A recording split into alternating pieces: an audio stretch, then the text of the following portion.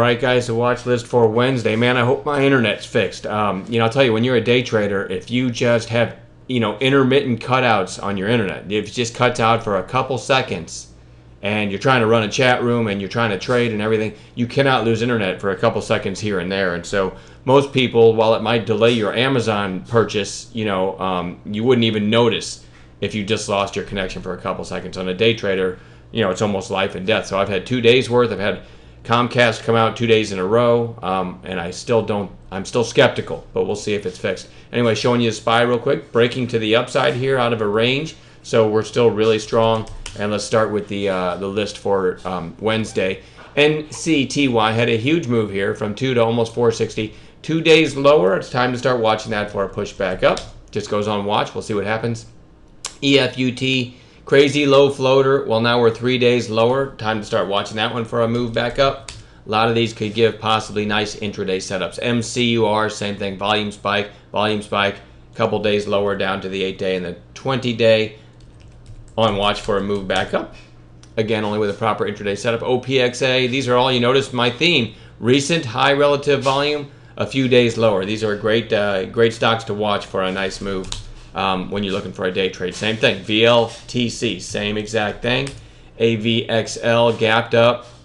Big volume, closed at its lows. Now you got another day's worth of selling, almost to the 8-day, almost to the gap fill there. Good bounce play candidate, in my opinion. OHRP, nice little 3-day flag after the breakout on lower volume. Another example of one that might give us a nice trade.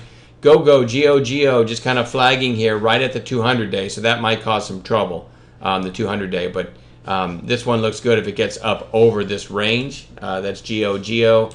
CANF, recent high flyer again. You've got a high, a lower high, and a lower high still, but closed pretty close to the highs of the day. 367 could knock down this high of 375. Maybe we test 389, and if you break through that, anything's possible. So you do have stacked catalyst there on CANF. 367 being the first trigger for me. BZUN, this is you had a nice volume spike here, a few days lower, and a green day today. Couple that with the fact, bear with me 1 second.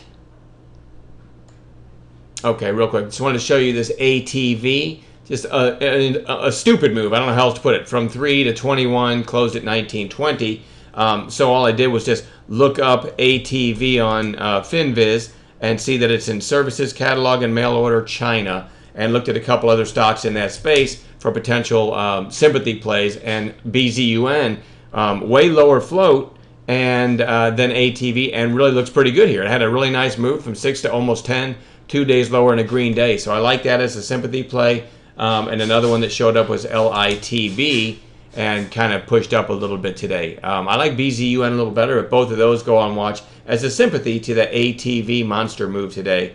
And then DHRM is my last one. Really big move here, gave back a lot of the gains, but if you switch to 5-minute candles, had the pop, and then it's just kind of, I don't know, flagging, if you will. Might have another upside move in it with a proper setup tomorrow, all right? That's what we'll be watching tomorrow in addition to our gappers in the morning. Have a great night, and we'll talk to you guys tomorrow.